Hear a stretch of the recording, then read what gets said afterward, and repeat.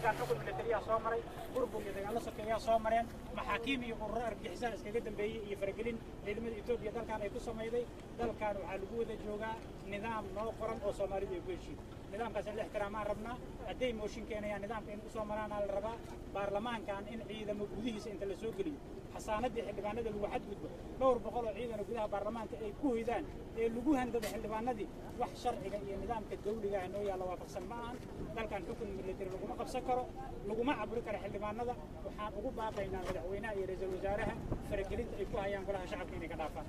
inay ka leexdaan aan codsanaynaa haddii ay qabaan xildhibaano ayagoo ku fikir oo gudoomiye Jawaari diidan wax dhib oo ka qabna lama arko waa saaxiibadeen dhib uma qabno culays uma qabno halkaas in mooshinka ay rabaan baarlamaanka ana loo ogolaado baarlamaanka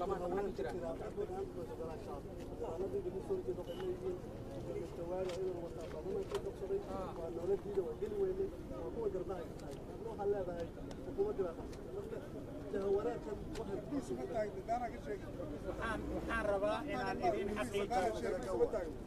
xildhibaanadii ku fikirka waa waxa garbeyga taagan waan rajaynaa inaan hadalkaaga saxdo adigoo raalli ah baarlamaanka annaga marka aan nimid waxaan ugu nimid ciidan aan ka yarayn 200 oo boolis iyo nabad sugid iskugu jira oo sawiradoodii lahaayo gudaha xarunta baarlamaanka ku sug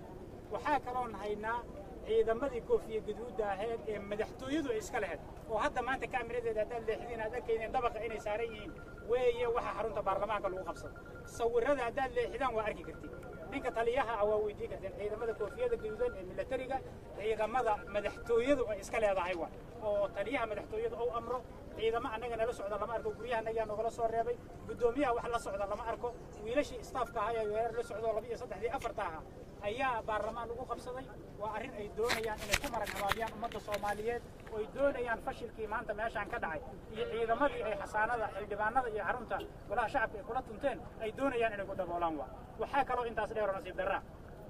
ciidamadii commandoska ee ku xareysnaa Balidogni ee Mareykanku oo tababaray ee danam la dhihi jiray in inta la soo kaxeeyo ayaga iyo taangiyadoodii lagu soo weeraro maanta ay joogaan xarunta golaha shacabka nasiib darra labaad u soo hoyatay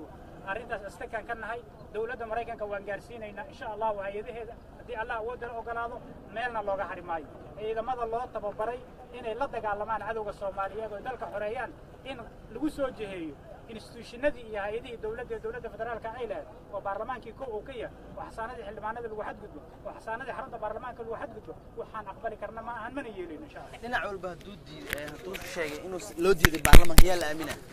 labada dhinac idinka waxa leedihiin waan loo diiday kuwa kalena waxay leeyihiin waan loo diiday yaa la aaminaa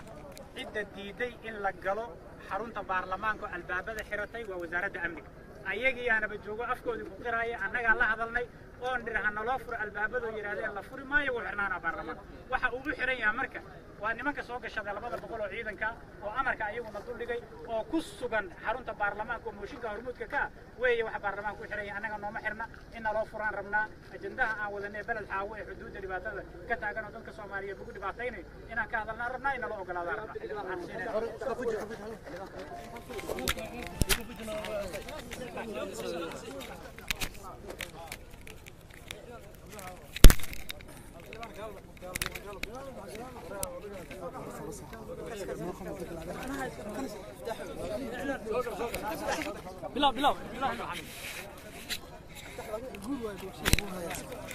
بسم الله الرحمن الرحيم waxaan rabaa halkan inaan fariin u diro dhammaan xildhibaanada Soomaaliyeed kuwa mooshinka wada iyo kuwa ka soo horjeeda ee sharciga ku taagan waxa weeye gudoomiyaha golaha shacabka Professor Jawaare haddii laga qaadayo xilka waxa ka qaadaya golaha baarlamaanka kama qaadayo prime ministerka iyo golihiisii wasiirada oo had iyo habeen u soo jeeda siday u tuuri lahaayeen gudoomiyaha golaha shacabka wadankan ciyaarta laga daayo sharcigiisa hal la ilaaliyo dastuurkiisa hal la ilaaliyo Professor Jawaare haddii la ridayo si sharciya waa in lagu rido maaha adduunka lama sheegin prime minister iyo golihiisii wasiirada oo lama shaqayn karayno golihii iyo baarlamaanka iyo gudoomiyahoodii gudoomiyaha ahayd inuu yiraahdo lama shaqayn karayo prime ministerku ay casilo iyo golihiisa wasaaradu hadda waa bilcagsi prime ministerkii iyo wasiiradiisii ayaa waxay leeyihiin lama shaqayn karo golihii baarlamanka arrintaasi sax maaha ha laga joogo waddankan qallaaso uma baahna qallaasaha ha laga daayo sharciga ha loo soo noqdo dastuurka ha loo soo noqdo waxaan fariin u diraynaa xildhibaanada dhanka kale ka soo jeeda ee la safan iyo xukuumadda inay ilaaliyaan dastuurkii aynu dejisannay inay ilaaliyaan sharaftii iyo karaamadii ee baarlamanku lahaa waxaa weeye qof u taagan brofesor jawaari oo difaacaya ma jiro waxaan difaacaynaa golihii baarlamanka iyo institutionkiisii waxaannu leenahay